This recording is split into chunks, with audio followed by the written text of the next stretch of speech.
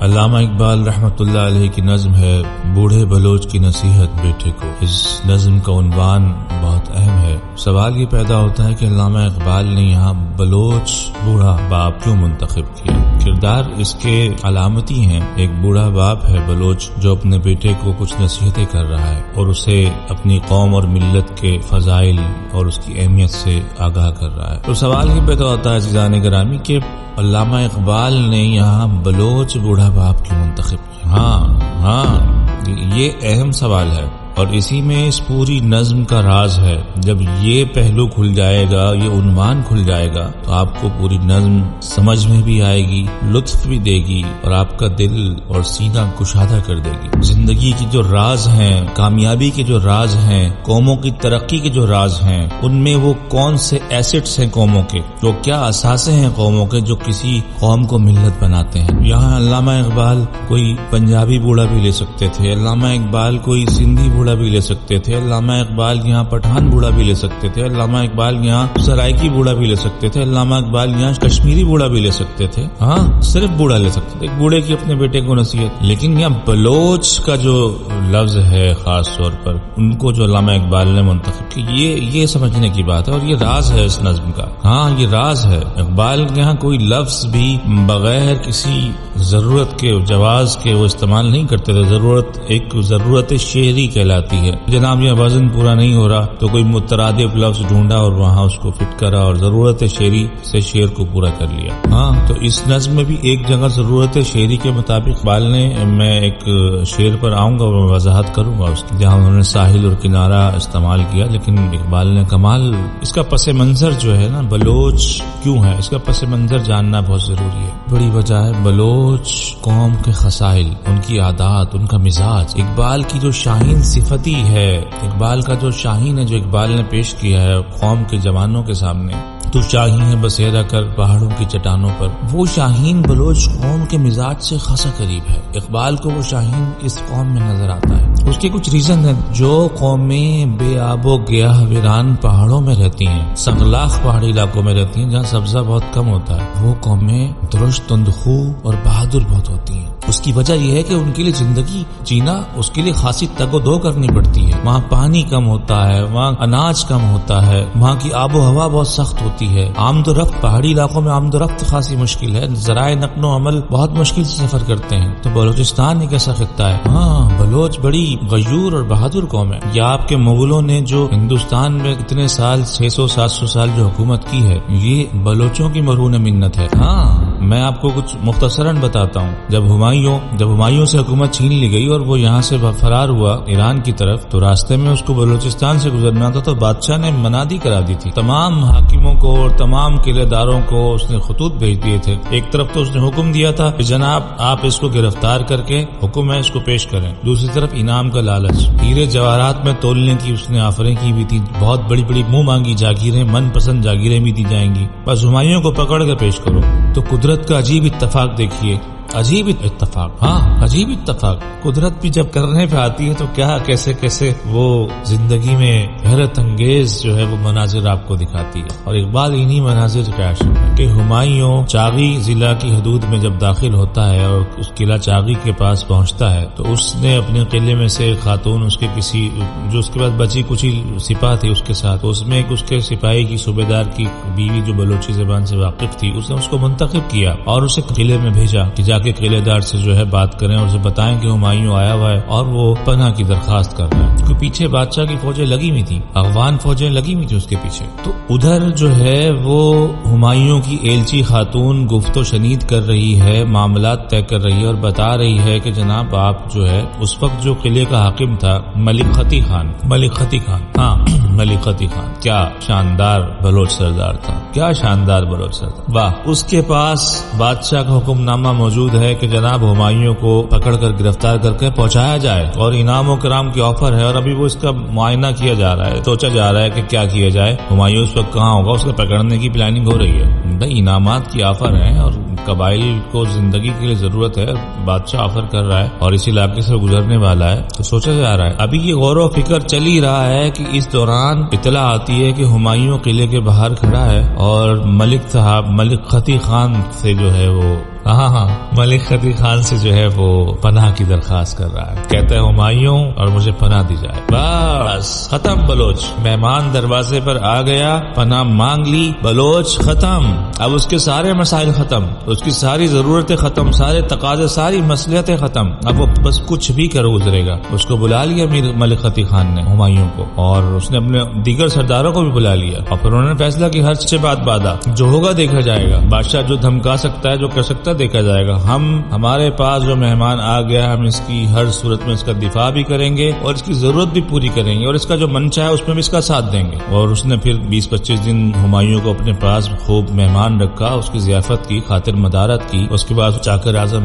چاکر خان کا دور، وہ وہاں پر ہمایوں کو ان کے پاس لے گیا، اور انہوں نے بھی وہی بلوچ روایت، اور انہوں نے پھر اس کو شہنشاہ ایران تک پہنچایا، اور پھر شہنشاہ ایران نے ایک فوج دے کر بھیجا، اور پھر اس میر چاکر کی فوج بھی شامل تھی، انہوں نے اپنے بیٹے کو ساتھ بھیجا، اور وہ تخت جو ہے ہمایوں کو ہندوستان کا دلوایا گیا۔ تو ایسا کبھی ہوا نہیں ہے تاریخ میں کہ کسی نے کسی کو تخت دلوایا ہو اور دلوانے کے بعد اس کے حوالے بھی کر دیا ہو، ایسا ہوا نہیں ہے کبھی تاریخ میں۔ لیکن بلوچوں کی اس واقعے میں دو بڑی اہم باتیں تھیں۔ پہلا تو انہوں نے یہ کیا، جب جنگ ہونے لگی اور جنگ وہ لڑ رہے ہیں ہمایوں کے لیے، ہمایوں کی بھی چھوٹی موٹی فوج ساتھ ہے، سامنے افغان فوج ہے، تو جنگ لڑ رہے ہیں ہمایوں کے لیے، لیکن جب جنگ کا موقع آیا تو انہوں نے ہمایوں سے کہا جناب آپ اپنی سپاہ کے ساتھ سائڈ پر ہو جائیں، پر نظارہ دیکھیں، آپ اس جنگ میں شامل نہیں ہو سکتے، ہم جیت کر آپ کے حوالے کر دیں گے۔ کیا کمال ہے، کیا بے نیازی ہے۔ پوچھا گیا ہمایوں کی طرف سے بھائی کیوں، بھائی میں کیوں شامل نہیں ہوں، دال میں کالا تو نہیں ہے؟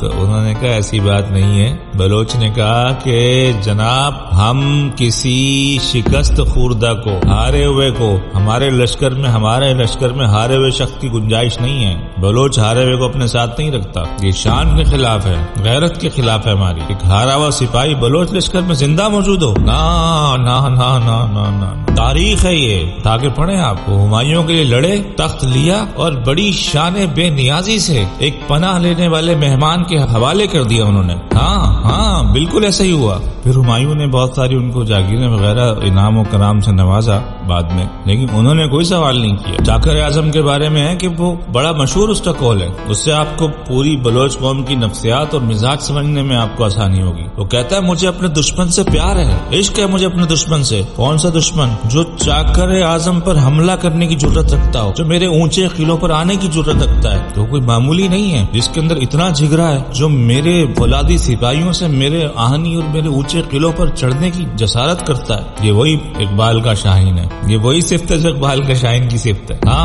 تو یہ وجہ ہے، تو اب آپ کو سمجھ میں آئے گا۔ اور دوسری بلوچ قوم کے یہاں وفاداری، وعدے کی پاسداری، جھوٹ سے نفرت ان کے معاشرے کے مزاج میں شامل ہے۔ ایک تو جھوٹ ہوتا ہے جناب بول لیا اور چوری چھپے انڈرسٹوڈ ہے، لوگوں کو اندازہ یہ بندہ جھوٹ بول رہا ہے لیکن اس کا کوئی ثبوت نہیں ہے، تو اس کو تو گوارا کر لیا جاتا ہے جیسے تیسے۔ لیکن کسی کا جھوٹ آشکار ہو جائے، پکڑا جائے، ثابت ہو جائے، اس کے بعد اس شخص کی بلوچ معاشرے میں کوئی عزت اور کوئی جگہ نہیں ہوتی۔ آج بھی ہمارے یہاں تو ہم اپنی سراؤنڈنگ سے باہر نہیں نکلتے ہیں۔ پاکستان میں بسنے والی اقوام کی جو ہے وہ ہم عادات اور مزاج اتنی عظیم قوموں سے واقف ہی نہیں ہیں۔ کبھی میں بتاؤں گا کسی اس میں کہ ہمارے یہاں جو پختون ہیں ان کی کیا شاندار روایات ہیں، ہمارے جو پنجاب والے ہیں ان کی ہر قوم کا مزاج الگ الگ ہوتا ہے، اور ہمارے سندھ کے لوگوں کی کیا شاندار روایات ہیں، لیکن ہم پتہ نہیں کس مغربی روایات اور کس کلچر کے دل دادا ہوئے پھرتے ہیں، جانتے ہی نہیں اپنے بارے میں۔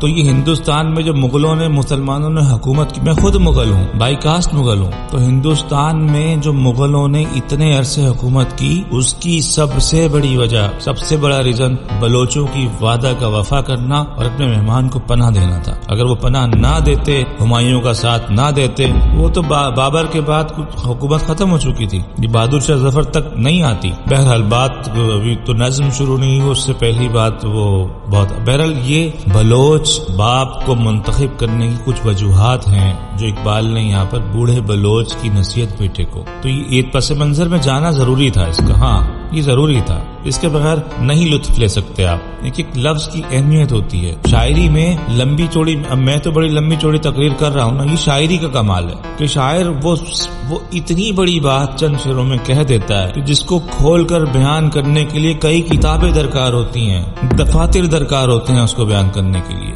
یہ شاعری کا کمال ہے بھائی، معمولی چیز نہیں ہے شاعری۔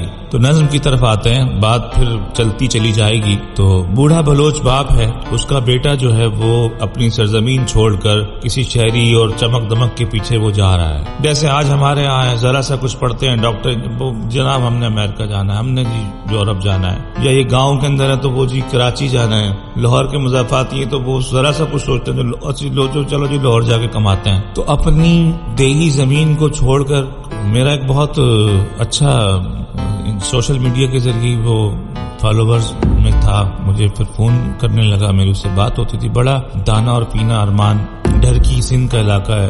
تو ایک دفعہ مجھے اس کا فون آیا، کہنے لگا سر صحیح میں نا کراچی آ رہا ہوں کام کرنے کے لیے۔ میں نے کہا یار آپ پاگل ہو گئے ہو، بہت سمجھایا۔ میں نے کہا آپ یہاں آ کر کتنے کما لو گے؟ 20,000 25,000 کی نوکری مل جائے گی، اس سے زیادہ کیا ہوگا؟ آپ وہاں کتنے کما رہے ہو؟ کہنے لگا سر 18-20,000 تو کما لیتا ہوں، مجھے بڑی اچھی نوکری یہاں کوئی دلوا رہا ہے۔ میں نے کہا 40,000 کی نوکری بھی ہوگی تب بھی تم پچھتاؤ گے، 50,000 کی نوکری ہو جب بھی تم پچھتاؤ گے، 20,000 اچھا ہے وہاں کے۔ خیر نہیں مانا، وہ آ گیا، 15 دن میں یہاں سے بھاگ گیا وہ، 15 دن میں۔ اور مجھے بعد میں کہتا ہے آپ نے بس میں آپ کی بات سمجھ ہی نہیں پایا تھا، جب میں کراچی آیا تو میں نے دیکھا یہاں پر، تو ہم تو کھلے علاقے میں کھلی جگہ پہ رہنے والے لوگ ہیں، ہمارے یہاں کھلے آنگن ہیں، کھیت ہیں، جب دل چاہ نہروں پہ چلے گئے، کھیتوں میں چلے گئے، گھوم پھر لیے، کھانے پینے کا ہمیں کوئی مسئلہ نہیں ہوتا۔ یہاں تو تنگ سی کھولی ملی اور مطلب بدبو، پانی بھی اچھا نہیں اور پیسے بھی، اور وہ جو ہے کما رہے ہیں تو وہ یہیں کھانے میں خرچ ہو رہے ہیں۔ بہرحال وہ چلا گیا۔ تو میں نے بھی یہ چیز اقبال کی اس نظم سے سیکھی ہوئی ہے، اور بہت سارے تجربات ہیں اس حوالے سے، بہت سارے تجربات ہیں۔ آج بھی مجھے پتہ لگ جائے کہ کوئی آدمی کہیں چھوڑ کر جا رہا ہے، یہ میرا کچھ گزشتہ 15-20 سال سے مستقل عمل ہے۔ مجھے پتہ لگ جائے کوئی آدمی امریکہ جا رہا ہے، کوئی شفٹنگ ہو رہا ہے، کوئی دبئی جا رہا ہے، میں پہلے جاتا ہوں اس کے گھر پر اور ہاتھ جوڑ کر اس کو 2-4 گھنٹے بہت اچھی طریقے سے سمجھاتا ہوں کہ بھائی یہ کام مت کرو۔ کوئی سمجھتا ہے، عموماً لوگ نہیں سمجھتے، لیکن بعد میں سمجھ جاتے ہیں، بعد میں پھر وہ کہتے ہیں یار آپ نے کہا ٹھیک تھا۔ تو یہ اقبال سے سیکھی ہوئی یہ بات، اقبال نے دماغ میں ڈالی، پھر تجربے کے ذریعے، مشاہدے کے ذریعے اس بات کو اپلائی کیا، اس کی حقیقت سے واقف ہو گیا۔ ہاں، بوڑھے بلوچ کی نصیحت بیٹے کو کہتے ہیں، وہ کہتا ہے اپنے بیٹے کو جاتے ہوئے، رخصت ہوتے ہوئے بیٹے کو، بوڑھا باپ ایک کیفیت میں کہہ رہا ہے اس سے، بیٹا جا رہا ہے چھوڑ کر، اپنی سرزمین چھوڑ کر جا رہا ہے کسی تہذیب کی طرف، کسی شہر کی طرف، کہتا ہے ہو تیرے بیاباں کی ہوا تجھ کو گوارا، اس دشت سے بہتر ہے نہ دلی نہ بخارا۔ بیٹا یہ جو بیاباں ہے، بیاباں کہتے ہیں ایک ویران جنگل کو، خشک جنگل کو، سرسبز نہ ہو، جھاڑ پھونس والا، ویران ہو، آبادی نہ ہو، کیونکہ جب خشک ہوگا تو آبادی کہاں ہوگی؟ بیاباں ہے۔ ہو تیرے بیاباں کی ہوا تجھ کو گوارا، یہ اپنے جو بیاباں ہے اس کی ہوا کو دیکھ، اسے پسند کر، یہ پسندیدہ ہے، یہ ابھی حقیقت سے واقف نہیں ہے، اس دشت سے بہتر ہے نہ دلی نہ بخارا۔ یہ جو دشت ہے، یہ جنگل ہے، اس سے وہ شہر دلی جس کی چمک دمک کے قصے تو دن رات سنتا ہے، سمجھتا ہے بڑی تہذیب ہے، اور بخارا، ہاں امام بخاری کا شہر، ازبکستان میں ایک صوبہ ہے آج موجودہ دور میں، صوبے کا نام بھی بخارا اور اس کے مرکزی شہر کا نام بھی بخارا ہے۔ ازبکستان کا بڑا شہر ہے، 4-5 نمبر پر آتا ہے، اور مسلمانوں کا تہذیبی مرکز امام بخاری رحمۃ اللہ علیہ کا شہر۔ یہ جو بہاؤالدین زکریہ رحمۃ اللہ علیہ جن کا ملتان میں مزار ہے، ان کا تعلق یہ بھی بخارا سے ہے۔ پاکستان میں بخاری بہت آپ کو ملیں گے، نسلاً ترک ہے زیادہ تر، تو یہاں علامتی طور پر کہا ہے انہوں نے کہ یہ بڑے شہروں کی چمک دمک جو ہے، یہ اس سے کئی درجے بہت بہتر ہے یہ دشت جس میں تو رہتا ہے۔ پھر وہ خوبی بتا رہا ہے اپنے بیٹے کو، جس سمت میں چاہے صفت سیل رواں چل، وادی یہ ہماری ہے وہ صحرا بھی ہمارا۔ بھائی صفت سیل رواں، سیل رواں کی، سیل رواں بہتا ہوا پانی، اس کی صفت کیا ہے؟ ابھی حال میں سیلاب آیا نا، آپ نے دیکھا ہے، اسے کوئی روک ہی نہیں سکتا۔ دیکھیں کیا خوبصورتی سے لفظ استعمال کیا، صفت سیل رواں چل، جب سیلاب آیا ہے کون روک سکا اس کو؟ پورا پاکستان ڈوب گیا، پورا سندھ تو ڈوب گیا ہمارا، اور جو حال میں خود دیکھ کر آیا ہوں، بہت برے حالات ہیں۔ تو لیکن اصل ہے کہ اس پانی کو کون روک سکتا ہے؟ وہ تو جب چل رہا ہے تو بس وہ جو بھی آئے گا اس کو بہا کے لے، اسے نہیں روک سکتا کوئی۔ تو اس نے کہا اسی طرح جو تو اپنے خطے میں ہے، اتنا بڑا خطہ ہے، یہاں تجھے کوئی روکنے ٹوکنے والا نہیں ہے بیٹا، یہاں کوئی قانون نہیں ہے، یہاں تجھے غیر مقامی کہنے والا کوئی نہیں ہے، یہاں تجھے کوئی یہ نہیں کہے گا آگے اٹھ کے ہمارے تہذیبی علاقوں میں جاہل گنوار آ گئے۔ یہ شہروں میں لوگ کہتے ہیں، حالانکہ خود شہری زیادہ جاہل گنوار ہوتے ہیں، یہ تجربہ ہے، عزت کرتے ہیں جو دیہات سے لوگ آتے ہیں۔ تو وہ کہتا ہے جس سمت میں چاہے صفت سیل رواں چل، تجھے کوئی نہیں روکے گا، جہاں جا، یہ وادی بھی ہماری ہے، یہ صحرا بھی ہمارا ہے، یہاں وادیاں ہیں، یہاں صحرا ہے، کوئی روکنے والا نہیں ہے، کوئی پوچھنے والا نہیں ہے، جہاں جا تو آشیانہ لگا، جس جوہر کے پاس تو اپنا قبیلہ بسا، جتنا مرضی گھوم، جہاں چاہے سو جا، جہاں چاہے اٹھ جا، کوئی کوتوال نہیں ہے تیرے اوپر یہاں پر کہ ذرا سی بات پہ بگڑے اور اٹھا کے تو کوتوالی میں بند کر دیا، کوئی مقدمہ بن گیا تیرے اوپر، کوئی لڑائی جھگڑے کا کیس تیرے اوپر بن گیا نہیں، اور تجھے کوئی یہاں پر معاش کے لیے پریشانی نہیں ہے کہ جناب کرایہ دینا ہے، کسی جگہ کرایہ دینا ہے، کچھ کرنا ہے، کچھ اسٹیٹس بنانا ہے، کسی چپکلش میں پڑنا ہے نا ہمارے یہاں کہ اپنے علاقوں کو چھوڑ کر جو ہے وہ بیکار شہری زندگی کی طرف بھاگتے ہیں۔ آگے کیا بات کرتے ہیں، ایک بات بڑی اہم بات، غیرت ہے بڑی چیز جہانے تگ و دو میں، پہناتی ہے درویش کو تاج سرے دارا، تاج سرے دارا، پہناتی ہے درویش کو تاج سرے دارا۔ غیرت ہے بڑی چیز، ہاں یہاں غیرت سے مراد یہ نہ مت سمجھ لیجئے گا جو نام نہاد غیرت جس کی وجہ جس کے نام پر بچیوں کو قتل کرتے ہیں لوگ، بس ساری غیرت عورت کے اوپر ہی آ کے ان کی ٹوٹتی ہے، بہن بیٹی کو اور بات ہوئی اور جناب کوئی کاری کر دیتا ہے، کچھ کر دیتا ہے، نہیں نہیں نہیں، غیرت ایمانی، ہاں گناہ پر غیرت، جھوٹ پر غیرت، آزادی سلب کرنے، غلامی پر غیرت، آزادی پر نہ سمجھوتا کرنے والی غیرت، غیر کے آگے جھکنے نہ دینے والی غیرت، یہ غیرت۔ نہیں کروں گا ظالم کو قبول، نہیں کروں گا سرنڈر، نہیں قبول کروں گا۔ اقبال کہتا ہے اس جہان میں جو تگ و دو کرنے، جس میں جینے کے لیے آپ کو تگ و دو کوشش کرنی، ہر وقت آپ کو یعنی جینے کے لیے آپ کو کچھ نہ کچھ کرنا ہے، آرام سے نہیں بیٹھ سکتے آپ، جہان تگ و دو۔ تو اس میں غیرت جو ہے نا اصل میں اس کا سرمایہ غیرت ہے، بڑی چیز ہے۔ پہناتی ہے درویش کو تاج سر دارا، یہاں اقبال نے دارا ایک بادشاہ گزرا ایران کا، بہت بڑا بادشاہ، بہت بڑا عظیم الشان بادشاہ، ایرانی تاریخ میں اس سے بڑا بادشاہ نہیں گزرا، ہاں، اور یہ بلوچستان بھی اس کے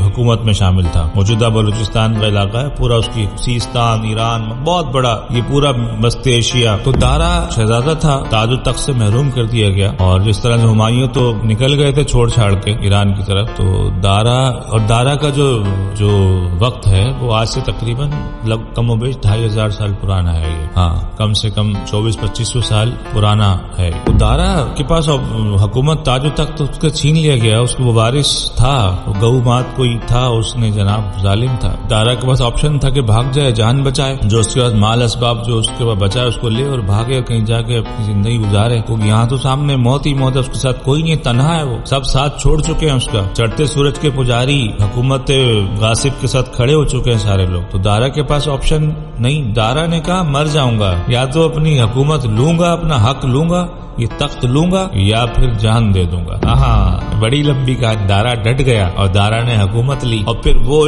عالی شان حکومت کی، اس نے عظیم جو امپائر، جو پرشین امپائر کو جو کھڑا کرنے والا ہے، جسے بعد میں مسلمانوں نے نیست و نابود کیا، ان کا فخر و غرور ختم کیا، تو اس عظیم سلطنت کو کھڑا کرنے والا دارا تھا، بڑا عدل و انصاف والا اور بہت حکیم اور دانا اور بڑا مدبر، اور بلوچوں کی روایت میں بھی اس کا ذکر ملتا ہے، بلوچ تاریخ میں بھی، اس لیے یہاں پر خصوصی طور پر اس کا ذکر کیا۔ پہناتی ہے درویش کو تاج سر دارا، اقبال نے یہاں دارا کو درویش کہا ہے، مطلب اس کو دولت بھولت کی پرواہ نہیں ہوتی، اپنے مقصد سے عشق ہے، یہ غاصب اور ظالم بندہ ہے، اس سے میں نے لڑنا ہے، بس اس کو ہٹانا ہے یہاں سے، جان جاتی ہے جائے، یہ ہے درویشی۔ کوئی مفاد پرستی سے، جاہ پرستی سے، منافقت سے، غرض سے، ذاتی غرض سے پاک ہونا، اس لیے اقبال نے خود کو کئی جگہوں پر درویش کہا ہے، کئی مواقع۔ پھر آگے کہتے ہیں حاصل کسی کامل سے یہ پوشیدہ ہنر کر، کہتے ہیں کہ شیشے کو بنا سکتے ہیں خارا، ہاں بجائے شہر بخارا دلی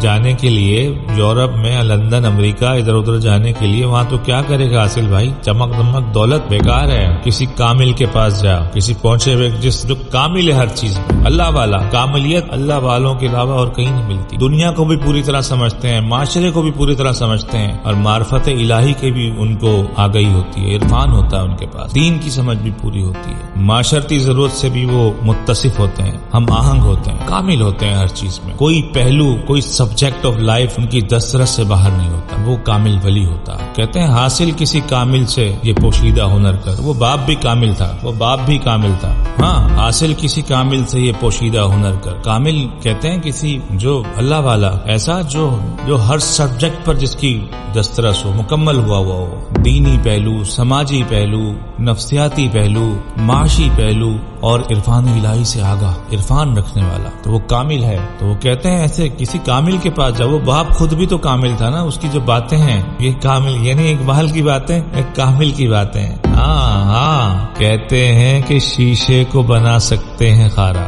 اب دیکھیں آپ, یہ بڑی عجیب بات کی, اور اس کی تشریح لوگ صحیح کر نہیں سکے اس مصرے کی اقبال کی. مطلب کیا عجیب بات ہے. شیشہ ایک قیمتی چیز ہے, نفیس اور نازک خوبصورت چیز ہے. خارا کہتے ہیں پتھر کو, تو شیشے کو پتھر بنا دینا تو یہ تو ایک قیمتی چیز کو کم قیمت کر دینا تو نقصان کی بات ہے نا بھائی, ہے نا, ہے نقصان کی بات ہے نا. ایک شیشہ ایک قیمتی چیز ہے بنسبت پتھر, اب شیشے کو کم قیمت بنا دینا یہ تو بھائی نقصان کی بات ہے. اقبال اس کو کاملیت کہہ رہے ہیں, اس کو ایسا کرنے والا کامل ہوتا ہے. ہاں شیشہ تو پیسوں سے ملتا ہے, پتھر جہاں سے مرضی اٹھا لو, جتنے مرضی اٹھا لو. تو شیشے ان کو توڑنے کے لیے ایک پتھر کافی ہوتا ہے, اور ایک چوٹ ضرب اس کی کافی ہوتی ہے. یہ ہے پتھر کی طاقت, کہنے کو تو پتھر ہے. تو یہ جو مغربی تہذیب ہے, جو جدید تہذیب ہے, اس چمک دمک, یہ ہمارے یہاں ہم مغربی بیسکلی ہمارا جو کلچر ہے, رہن سہن کا انداز ہے, چیزیں ہیں ہمارے گھروں میں جو چیزیں داخل ہو گئی ہیں, جس طرح سے ہم رہتے ہیں, جس طرح سے ہم سوتے ہیں, کھاتے ہیں, پیتے ہیں, اٹھتے ہیں, جس طرح سے ہم مکان بناتے ہیں, یہ سارا مغرب انداز ہے. مغرب نے سب چیز جو ہمارے یہاں, میں جو بات کر رہا ہوں, اسپیچ کر رہا ہوں, یہ بھی مغرب کی دی ہوئی چیزیں ہیں, لیکن یہ تباہی ہیں, ہم تباہ ہو رہے ہیں. اب میرے پاس وہ سورسز نہیں ہیں, میں ویل نہیں کر سکتا وہ سورسز کہ میں مجمع میں لوگوں میں گھر گھر جاؤں اور ان کو اپنی باتیں بتاؤں, اقبال کے اشعار بتاؤں. اقبال کہتے ہیں کہ یہ شیشہ ہے, یہ ایک سیکنڈ میں ٹوٹ جائے گا. جو ہزاروں لاکھوں سال سے جو فطرت کے مطابق لوگ زندگی گزار رہے ہیں, اور اسلام دین فطرت ہے, اسلام نے آپ کو پتھر کی طرح مضبوط کیا ہے. آپ کی ثقافت کو, آپ کی حمیت کو, آپ کی جرت کو, انسان کو پتھر کی طرح مضبوط اسلام نے کیا ہے. تو وہ کہتے ہیں کہ یہ پتھر کی طرح مضبوط بنو, اور یہ جا کے یہ شہروں میں کی زندگی میں نہیں ہوگا, کسی اللہ والے کی کامل ولی کی صحبت میں جا کے بیٹھو. افراد کے ہاتھوں میں ہے اقوام کی تقدیر. آگے فرماتے ہیں اگلے شعر میں, افراد کے ہاتھوں میں ہے اقوام کی تقدیر, ہر فرد ہے ملت کے مقدر کا ستارہ. ہاں افراد کے ہاتھوں میں ہے. یہ جو جس سے آپ جس کو بھی کچھ کہیں, بھائی یار دیکھو میں نے ہی کا ٹھیکہ اٹھا رکھا ہے, میں ہی کروں گا کیا, میرے آنے جانے سے کیا فرق پڑتا ہے. اگر میں ایک سائڈ پر ہو گیا, میں نے کچھ بنا لیا, میں نے کچھ کر لیا, پوری قوم پڑی ہوئی ہے. اب ہر آدمی یہ سوچے گا تو قوم کا کیا حال ہوگا. تو اس کا حل کیا ہے؟ اس کا حل یہ ہے کہ ہر آدمی اپنی ذمہ داری کو خود سمجھے اور اپنے ضمیر کو جواب دو. بھائی میں نے دوسرے کا جواب نہیں دینا, میں نے اپنے بروز حشر میں نے اپنا ہی جواب دینا ہے. تو یہ قوم کو قوم بنانے کا فارمولہ یہی ہے. تو وہ اس نے کہا کہ جناب میں اگر جا رہا ہوں بابا, میں یہاں سے جا رہا ہوں, میں اکیلا ہی تو جا رہا ہوں, باقی تو قوم یہی موجود ہے, تو یہ کر لے گی مزے, چیزیں ٹھیک کر لے گی, مجھے تو جانے دو. نہیں نہیں نہیں نہیں, ایک ایک کر کے تو سب چلے جائیں گے. ہر فرد ہے ملت کے مقدر کا ستارہ. ہر فرد کو جو ہے وہ ستارے کی طرح چمکنا ہے. ہر آدمی کو اپنی ذمہ داری سمجھنی ہے. یہ نہیں کہ جناب فلانا لیڈر کرے گا, فلانی پارٹی کرے گی, فلانا شخص کرے گا, ہمارے علاقے کا کونسلر کرے گا. جی ہمارے علاقے کا, ہمارے علاقے میں ایک صاحب ہیں, یہ بڑے اچھے عہدے, مطلب یہ لوگوں کے کام وام کرتے ہیں, ہمارا کام ہے اس کے بعد یہ کروا دیں گے ہمارا کام. بھائی آپ پہچانو اپنے آپ کو, آپ کر سکتے ہیں, آپ کو کرنا ہے. ہر آدمی لیڈر ہوگا جب بھی تو پوری قوم دنیا پہ حکمرانی کرے گی. میرے حضور نے کیا فرمایا, حضور نے عرب کے بدوؤں کو, ہر صحابی کو لیڈر بنا دیا, بڑے سے بڑا لیڈر. کوئی میرے پیر مرشد تسلیم رضا دامت برکاتہم العالیہ بہت اچھا کچھ الفاظ فرماتے ہیں. اکثر وہ فرماتے ہیں کہ کسی کو صداقت کا پیکر بنا دیا, کسی کو شجاعت کا پیکر بنا دیا, کسی کو عدالت کا پیکر بنا دیا, کسی کو سخاوت کا پیکر بنا دیا, کسی کو علمیت کا پیکر بنا دیا ہے. تو حضور نے لیڈروں کی پوری, ہر صحابی اپنی جگہ چمکتا ہوا ستارہ. حضور نے پھر حدیث ہی فرمائی, یہ وہاں سے لیا ہے مقدر کا ستارہ. اقبال نے جو یہ حدیث سے الفاظ اٹھایا ہے کہ میرے اصحاب جو ہیں وہ ستاروں کی مانند ہیں. ہر اصحابی جو ہے اپنی جگہ چمکتا ہوا ستارہ ہے, اس کی اپنی کوالٹیز ہیں. تو یہ حضور کے دستے کرم کا کمال ہے. تو مجھے لگتا ہے کہ اقبال نے یہ اس حدیث شریف سے جو ہے یہ میرا گمان ہے کہ ہر فرد ہے ملت کے مقدر کا ستارہ. تو ملت کا لفظ عموماً اقبال صحابہ کرام کے بارے میں استعمال کرتے ہیں کئی مواقع. ملت بیدا شکوہ میں بھی جس طرح سے انہوں نے استعمال کیا ہے. آگے فرماتے ہیں, محروم رہا دولت دریا سے وہ غواص, کرتا نہیں جو صحبت ساحل سے کنارہ. ہاں دولت غواص کہتے ہیں غوطہ خور کو, جو دریا سے موتی نکالنے والے ہوا کرتے تھے پہلے زمانے میں. دولت دریا تو خود پوری ایک دولت ہے. دریا کی ہر چیز دولت ہے. دریا زندگی لے کر جاتا ہے, پہاڑوں سے نکلتا ہے، پورے میدانی علاقوں میں زندگی بانٹتا ہوا چلا جاتا ہے اللہ کی طرف سے. لیکن یہ دولت دریا سے مراد موتی اور وہ جو غواص پتھر قیمتی سے نکال کر لاتے تھے، اب وہ ختم ہو گیا سسٹم. فرماتے ہیں محروم رہا دولت دریا سے وہ غواص، کرتا نہیں جو صحبت ساحل سے کنارہ. واہ، یہاں بہت خوبصورتی سے علامہ اقبال رحمۃ اللہ علیہ نے کنارہ کا استعمال کیا ہے. اور جو بندہ ساحل کی صحبت میں پڑا رہے گا اس سے کنارہ کشی نہیں کرے گا، ساحل کو چھوڑے گا نہیں، کام اس کا غواصی ہے، غوطہ خوری ہے، دریا میں سے نکالنا ہے کچھ، اور وہ پڑا ہوا ساحل پر ہے، تو بھائی اسے کیا ملے گا؟ اسے تو کچھ بھی نہیں ملے گا. دولت دریا اس کے ہاتھ کہاں آئے گی؟ تو وہ بیٹے سے یہی سمجھا رہا ہے کہ بیٹا یہ جو پہاڑ ہیں، یہ جو بیاباں ہے، جو دشت ہے، یہ جو سرخ زمین ہے تیری، یہ دریا دولت سے مالا مال ہے. بس غوطہ خور کی ضرورت ہے، غواص کی ضرورت ہے. تو مار غوطہ، کھود اسے، محنت کر، اس یہی زمین تیرے لیے سونا اگلے گی، دولت کے انبار لگا دے گی، یہیں سے تجھے سب کچھ ملے گا. لیکن تو اس کی گہرائیوں میں نہیں اتر رہا، اس کی پہنائیوں میں نہیں اتر رہا، اس کی گہرائیوں میں نہیں اتر رہا، تو تجھے دولت دریا تیرے ہاتھ کہاں سے لگے گی؟ تو غواص کا کام ہے کہ وہ دریا میں اترے، کنارے پر بیٹھ کر محرومی کا شکوہ بنتا نہیں ہے بھائی. ہاں، ہر کچھ نہیں رہے جناب، یہ ہو گیا جناب وہ گیا. یہاں ہے کیا؟ یہاں رکھا کیا ہے؟ یا تو سب چور ہیں، یا تو سب ڈاکو ہیں، یا تو لاقانونیت ہے. وہ بھائی سب کچھ ہے یہاں پر، سارے موسم میرے وطن میں، ہر طرح کا ذائقہ میرے وطن میں، ہر طرح کے لوگ میرے وطن میں، بہادر محنت اور جفاکش لوگ میرے وطن میں. اور آپ کہتے ہیں رکھا ہی کیا ہے؟ بھائی آپ جستجو نہیں کرتے. تو بہرحال یہ اقبال فرماتے ہیں محروم رہا دولت دریا سے وہ غواص، کرتا نہیں جو صحبت ساحل سے کنارہ. آگے فرماتے ہیں پھر وہ کہتا ہے دی ہاتھ سے دے کر اگر آزاد ہو ملت، ہے ایسی تجارت میں مسلمان کا خسارہ. تو یہ جو انگریز سرکار اس وقت جو بیٹھی ہوئی تھی، اور آج بھی جو معاملات ہیں، دین اب شعری ضرورت کی وجہ سے یہاں دین لکھنا پڑا، اور نون کو غائب کر کے غنے میں استعمال کرنا پڑا. اگر یہاں دین لکھتے ہیں تو شعر بے وزن ہو جاتا ہے. تو کہتے ہیں دی ہاتھ سے دے کر، یہ دین کو اپنے ہاتھ سے دین گوا کر آزاد ہو ملت. یہ نہیں کنسپٹ ہے نا یار، یہ تو ملا گیری ہے اور یہ دینی چیزیں ہیں، اس میں تو بزنس بھی نہیں ہو سکتا، یہ رکاوٹیں ہیں، یہ بانڈ کر دیتی ہیں، اور ترقی تو مغرب کے پاس ہے، مغرب کے پاس کون سا دین ہے، وہ اس کیوں ترقی کرے گا. اس طرح کی جو کنسپٹ بچوں میں پھیلائی جاتی ہیں، جعلی قسم کی تھیوریز جو پھیلائی جاتی ہیں، پروپیگنڈا تھیوریز. تو اقبال کہہ رہے ہیں کہ یہ ایسی تجارت، ایسی ترقی جس کو حاصل کرنے کے لیے تمہیں اپنا دین گنوانا پڑے. بیٹا ایسی ترقی مسلمان کا سراسر خسارہ ہے.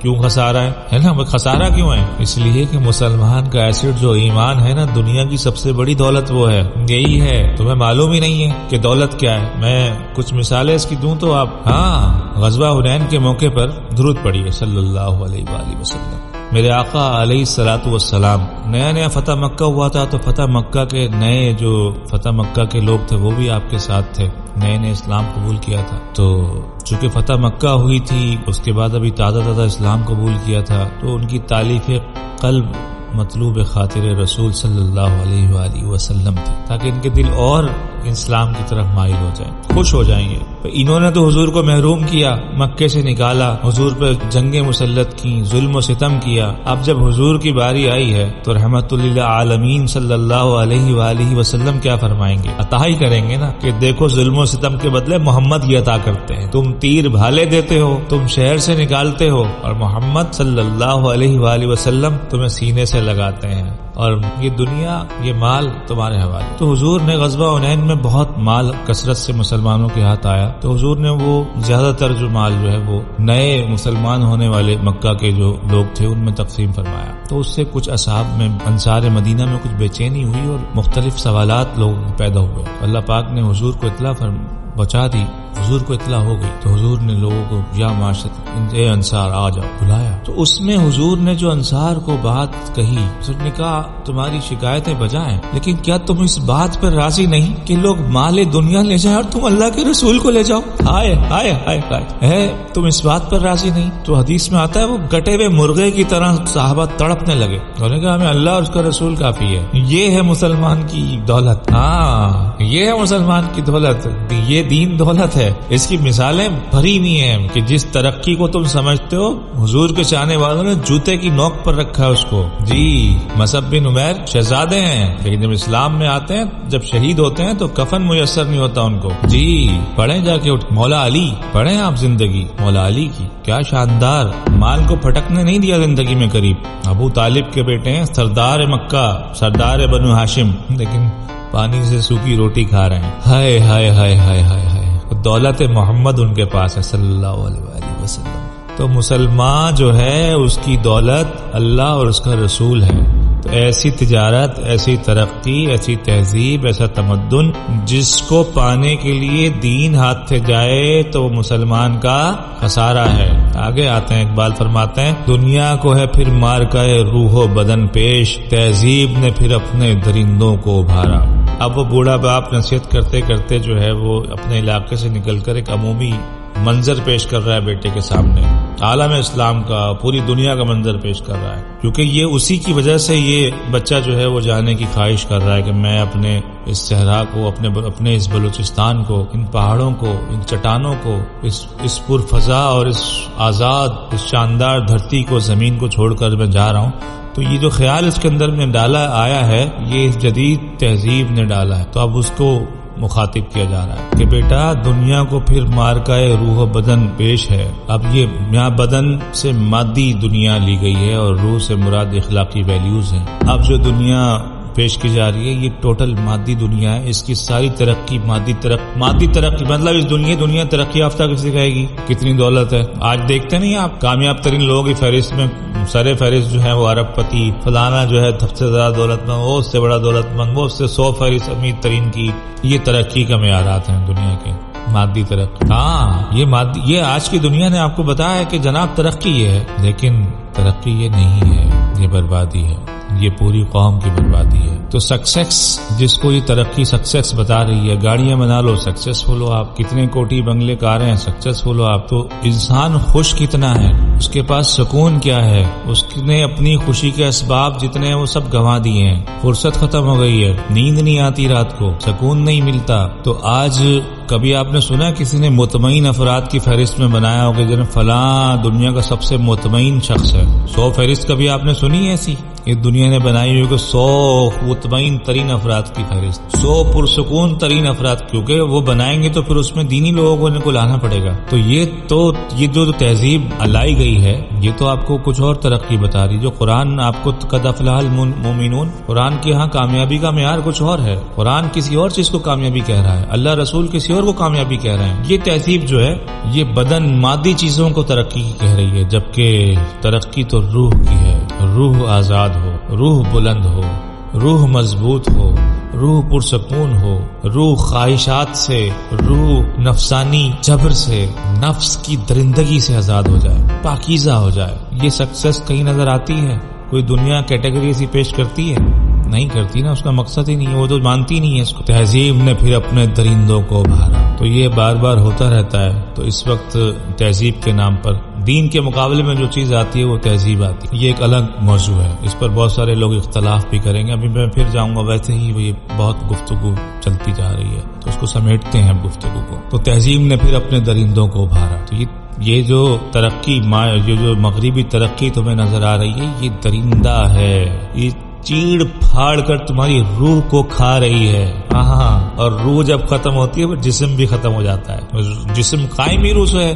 روح نکل گئی تو جسم کی کیا اوقات ہے. آپ خود اپنے ہاتھ سے مٹی میں دفنا آتے ہیں اس کو آپ پھینک آتے ہیں اس کو مٹی کے اندر اس کو اپنے گھر میں رکھنا پسند روح سے ہی ہے نا جسم بھی. اور یہ تہذیب اس روح کو کھا رہی ہے. جب یہ روح کو کھا جائے گی تو جسم کا اچار ڈالے کہ درندہ بن جائے گا جسم اور بن رہا ہے. تو یہ درندہ صرف صفت تہذیب ہے. یہ چمک دمک یہ بلڈنگیں یہ گاڑیاں یہ سائنسی ترقی یہ تم سے سب کچھ چھین رہی ہے. یہ پتہ نہیں چلے گا ابھی تمہیں ایٹم بموں کے دہانے پہ بٹھا دیا ہے. یہ ترقی تمہیں کہاں لے گئی ہے. اس ترقی کا انتہائی کمال یہ ہوا ہے کہ اب ایک بٹن دبنے کی دیر ہے پوری دنیا ختم ہو جائے گی. یہ اس ترقی کا اعلیٰ ترین کمال ہے. گلوبل وارمنگ یہ اس ترقی کا تحفہ ہے.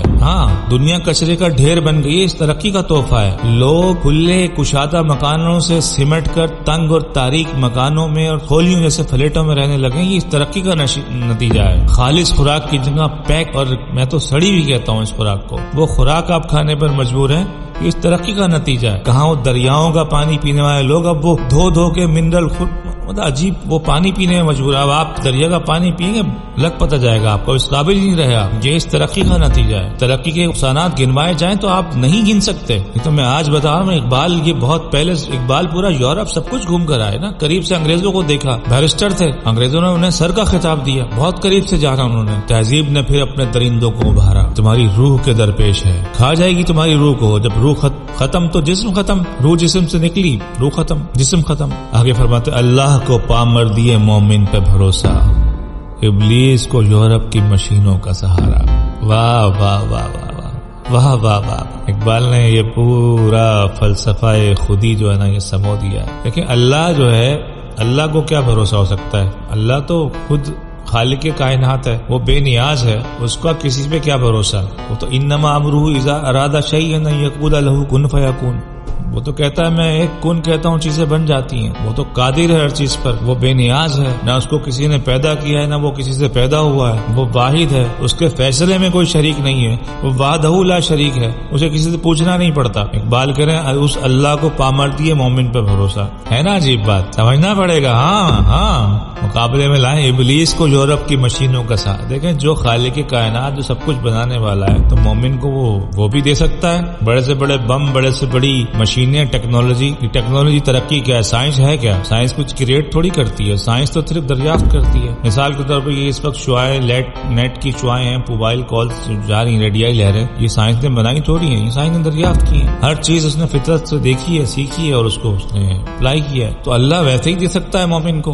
نہیں، اللہ جو ہے وہ مومن کا ایمان چاہتا ہے، وہ چاہتا ہے کسی چیز کے بغیر خالی ہاتھ ہو، اس کے ہاتھ میں لکڑیاں ہوں، سامنے دشمن ذرا بختر لوہے میں غرق ہو، لیکن یہ کہے کہ نہیں میرا اللہ میرے ساتھ ہے، چاہے گا تو شہید ہو جاؤں گا اور چاہے گا تو اس کو دیش و نابود کر دے گا۔ یہ چاہتا ہے اللہ، یہ یقین چاہتا ہے یار تم سے، دو رہا اس کو یقین، کیوں نہیں دیتے ہو؟ کس چیز نے روک رکھا ہے تم کو؟ یہ تو ابلیس ہے۔ یہاں مسلمانوں کو اس فلسفے کو، یہ میں اس پہ ذرا کھل کر بولوں گا، یہ جو کہتے ہیں نا، یہ دیکھیں جی یورپ نے کتنی ترقی کر لی، ملا آپ کو کہاں سے کہاں لے گیا؟ ہمارے پاس آج اتنی ترقی ہو، ہمارے پاس یہ بم ہو، ہمارے پاس یہ راکٹ ہوں، تو ہم آج یہ کر دیں، ہم وہ کر دیں، تو اس بات کی علامت ہے، ہاں اس بات کی علامت ہے کہ تمہیں اپنے رب پہ بھروسہ ہی نہیں ہے۔ تم ان مشینوں کو کامیابی سمجھتے ہو، ان کلاشن کوفوں کو، ان راکٹ لانچرز کو، ان ایٹم بموں کو، ان طیاروں کو، تو ابھی دکھایا نہیں۔ ابھی افغانستان میں کیا ہوا ہے؟ اور نہتوں نے یار پر خچے اڑا کے رکھ دیے۔ کس کا سہارا تھا ان کے پاس؟ بتائیں کس کا سہارا تھا؟ میرے اللہ کا۔ ہاں ابلیس کو یورپ کی مشینوں کا سہارا۔ تو یہ سوچ ہے جو یہ کہتی ہے کہ جناب ہمیں بس سب کچھ نہیں، ضرور دیکھیں دنیا دارالاسباب ہے، سبب کرنا ہے، آپ ٹیکنالوجی لائیں، آپ پڑھیں، اب آپ کو طیارے بھی چاہیے بنانے ہیں، آپ کو ایٹم بم بھی بنانا ہے، سب کچھ کرنا ہے آپ کو، لیکن بھروسہ نہیں کرنا اس پہ کہ یہ تمہیں فتح یاب نہیں کروا سکتی۔ فتح تمہیں اللہ ہی دے گا، اس کے رسول کی اطاعت ہی دے گی، اس کے رسول سے سچا عشق ہی دے گا۔ ہاں یہ شیطانیت ہے، شرک ہے، یہ ہے شرک۔ یہ خواہ اللہ ادھر ادھر کے لوگوں کو لڑاتے پھرتے ہیں، ایک دوسرے کو مشرک کہتے پھرتے ہیں۔ ہاں ایک وہ بیٹھا ہوا ہے یوٹیوب پہ آج کل، ہر کسی کو مشرک اور بدعت وہ بھی کہہ رہا ہے، پڑھا لکھا آدمی، لیکن یہ ہے شرک۔ کامیابی کا سبب ان مادی چیزوں کو سمجھنا۔ ایمان ہے یہی کہ کچھ ظاہری سبب نہیں، اس کے باوجود اللہ پہ بھروسہ رکھنا۔ شہادت ہے مطلوب و مقصود مومن، ٹھیک ہے، اگر نہیں ہے تو موت ہے تو ٹھیک ہے، کوئی بات نہیں ہے، میرے اللہ کی مرضی، چاہے گا فتح یاب کرے گا، چاہے گا شہادت دے دے گا، یہ ہے ایمان۔ تو اس پر ہے اللہ کو، یہ اللہ چاہتا ہے ایسا عشق۔ سمجھ میں آئی اب یہاں بھروسے کا لفظ کیا اقبال کہہ رہے تھے؟ ہاں ایک ایک شعر پر میں کہتا ہوں کہ شاعر جو ہے وہ کمال کرتا ہے، وہ ایک دو مصروں کے اندر ایسی بات کہہ دیتا ہے جسے کھولنے کے لیے کتابوں کے دفتر درکار ہوتے ہیں بھائی۔ ہاں ایسے مت سمجھو شاعروں کو معمولی۔ پھر وہی جو بات میں نے کہی آگے، اقبال اسی بات کو کہہ رہے ہیں، تقدیر امم کیا ہے کوئی کہہ نہیں سکتا، تقدیر امم کیا ہے کوئی کہہ نہیں سکتا، مومن کی فراست ہو تو کافی ہے اشارہ۔ آج اگر آپ ان چیزوں پر سہارا چھوڑ دیتے ہیں تو ہو سکتا ہے آپ مزید پستی کی طرف چلے جائیں، آپ مزید مغلوب ہو جائیں، کسی کے غلبے کا شکار ہو جائیں۔ تو اس کا یہ مطلب تھوڑی ہے کہ آپ حق پر نہیں ہیں۔ پڑھیں قرآن، انبیاء کے واقعات پڑھیں، حق پر آنے کے باوجود لوگ خندقوں میں جلا دیے گئے، اللہ تعالیٰ خود بیان فرما رہا ہے۔ یہ جو ظاہری فتح اور شکست جو ہے نا، یہ بھی حق کی علامت نہیں ہے۔ یہ کوئی نہیں کہہ سکتا کہ آگے کیا رزلٹ ہوگا، اور نیست و نابود ہو جانا ہے تو وہ بھی رب کی مرضی ہے۔ مومن کی فراست ہو تو کافی ہے اشارہ۔ تو اس سکسیس کو سمجھنے کے لیے ایمان کی بصیرت کا ہونا ضروری ہے۔ تو مومن کی فراست یہ ہے کہ سکسیس یہ نہیں ہے دنیا، سکسیس وہ ہے وہ جو رب نے بتائی ہے کہ دنیا میں زندگی اس کے مطابق، اس کے عشق میں، اس کی محبت میں، اس کی اطاعت میں گزارنا، یہ سکسیس ہے، اور اس کے نتیجے میں رزلٹ پانا حشر میں، یہ سکسیس ہے۔ میدان حشر میں جو سکسیسفل ہوگا وہ سکسیس ہے اصل۔ دنیا میں کامیابی مل جائے تو بھی رب کی عطا سبحان اللہ، نہ ملے تو بھی رب کی مرضی سبحان اللہ۔ راضی برضا رہنا اور اپنی کوشش کرنی ہے، یہ نہیں ہے کہ بیٹھ جائیں بس۔ مومن کی فراست الگ طویل دفتر درکار ہے، فراست کی ضرورت ہے۔ اخلاص عمل مانگ نیاگان کہن سے، آگے اقبال فرماتے ہیں، آخری شعر ہے، بہت وقت لے لیا آپ کا۔ اخلاص عمل مانگ نیاگان کہن سے، جہاں عجب گر بنوازند گدارا۔ نیاگان کہن، یہاں اقبال وزن بھی آتا تھا، بزرگان کہن لکھ سکتے تھے، لیکن لوگ پھر اس کو اعتراض کرتے کہ جناب یہ تو شرکیہ کہہ دیا اور یہ کہہ دیا وہ کہہ دیا، اس طرح کی لوگ باتیں کرتے۔ میں سمجھتا ہوں اقبال نے دانستہ یا نیاگان لکھا تاکہ لوگ اس کو، اس بات کی روح کو سمجھیں اور اس کو خواہ خواہ ادھر ادھر کی جو ملائیت ہے اور اس کے اندر اس کو الجھان آ جائے۔ اخلاص عمل مانگ نیاگان کہن، اپنے قدیم اسلاف سے، یہ نیاگان کہن اسلاف کا سیدھا سیدھا ترجمہ اسلاف، آپ کے بزرگ، آپ کے دینی اسلاف۔ شاہاں، انہیں بادشاہ آگا ہے، بادشاہوں، یعنی یہ جو اسلاف ہیں تمہارے، یہ بزرگ جو ہیں، یہ بادشاہ جو ہیں، یہ دانا اور بینا جو ہیں، مولانا روم، امام غزالی ہیں، خواجہ غریب نواز، معین الدین چشتی اجمیری رحمۃ اللہ علیہ، کہاں سے چل کے، چشت سے چل کر یہاں ہندوستان میں اجمیر میں آ کر تشریف لائے۔ بہاؤالدین ذکریہ بخارا سے ازبکستان، کہاں اور کہاں ملتان، داتا علی گنج بخش سید علی اجمیری رحمۃ اللہ علیہ۔ پڑھیں آپ ان کی باتیں، پڑھیں حضرت سلطان باہو رحمۃ اللہ علیہ، پڑھیں، اور کیا اخلاص عمل ہے ان کا، اللہ کے لیے، اس کے رسول کے لیے، اس کے دین کے لیے، اپنا گھر بار کچھ نہیں، نہ کوئی ایک اینٹ بنائی۔ لوگ لائن لگا کے کھڑے ہوئے ہیں، بادشاہ دروازے پہ کھڑے ہوئے ہیں کہ حضرت دعا کر دیں، کٹیا نشینوں سے، تو وہ بادشاہوں کے بادشاہ ہوئے نہیں ہوئے۔ اقبال نے کہا ہے کہ شاہاں، کوئی عجب نہیں ہے کہ وہ تجھے نواز دیں، چے عجب گر بنوازند گدارا، کچھ عجب نہیں۔ فارسی، پھر یہاں پر اقبال نے فارسی، اقبال کا یہ ایک اسلوب ہے، تو وہ بلوچ کی تھوڑی سی نمائندگی بھی انہوں نے زبان کے اعتبار سے بھی یہاں کرتے ہیں کہ کچھ عجب نہیں ہے کہ شاہ جو ہے، یہ بادشاہ جو ہے، کہ تمہیں نواز دیں۔ ہاں، کیا نواز دیں؟ تو جا کے دنیا مانگ ان سے۔ اور بھائی یہ جو بابے ہیں ان سے سیکھو، کیا کر رہے تھے یہاں پر، جو ریاضتیں، جو مجاہدے کر رہے تھے، جو خلق خدا کی خدمت کر رہے تھے، وہ سیکھو، وہ اخلاص سے عمل مانگو۔ تم پتہ نہیں کیا کیا مانگ رہے ہو جا کے ان سے، تو ان سے وہ سیکھو۔ یہاں اصلاح بھی فرمائی ہے کہ جو بابا، جو بزرگ جو ہیں ہمارے، ان سے مانگنا کیا ہے، ان سے ان کا یہ طریقت جو کہتے ہیں، ان سے طریقہ لو بھائی۔ پیر طریقت کہہ تو دیتے ہیں، پیر طریقت کا طریقہ نہیں لیتے۔ تو اخلاص عمل مانگ نیاگان کہن سے، چاہاں چاہے جب گر بنوازند گدارا۔ یہ ہے اقبال کی نظم، بوڑھے بلوچ کی نصیحت، بڈھے بلوچ کی نصیحت بیٹے کو۔ اقبال کی شاعری، اگر کیونکہ ہمارے یہاں کیا ہوا کہ زبان جو ہے ہماری وہ بہت زیادہ کمزور ہو گئی، اور بچے اب اردو بھی، عام بول چال کی اردو بھی صحیح لفظ نہیں جان پاتے، اقبال کی شاعری سمجھنا لوگوں کے لیے بہت مشکل ہو گئی ہے۔ ضرورت ہے کہ اقبال کی شاعری کو سمجھا جائے اور سمجھایا جائے۔ جتنا آتا ہے غلطی کوتاہیاں، ہم جتنے پڑھے لکھے لوگ نہیں ہیں، بس آپ کے جیسے ادھر ادھر سے سیکھے سکھائے غلطیوں کے پتلے ہیں، تو کوئی غلطی ہو جاتی ہے معاف کر دیا کریں، زیر زبر کی غلطی پہ مت پکڑ۔ بھائی دیکھو، میں جو کہتا ہوں نا، کہتا دل سے، خود بھی شاعر ہوں، چھوٹی موٹی شاعری کرتا ہوں، تو معاف کر دیا کرو یار۔ بس یہ ہے کہ علی زبیر بات دل سے کرتا ہے، اور بس تمنا یہی ہے کہ لوگ میرے آقا، میرے مولا حضور سرور کائنات صلی اللہ علیہ وآلہ وسلم کا دین سمجھ جائیں، اصل دین کی طرف آ جائیں۔ اور میں سمجھتا ہوں اقبال سے اچھا دین کو کوئی سمجھا نہیں ہے، سمجھے ہیں لوگ، اقبال نے جو سمجھایا ہے، تو یہ اس کی تشریح جو ہے نا بہت ضروری ہے، اس کو دھیان سے سنیے گا۔ السلام علیکم ورحمۃ اللہ وبرکاتہ۔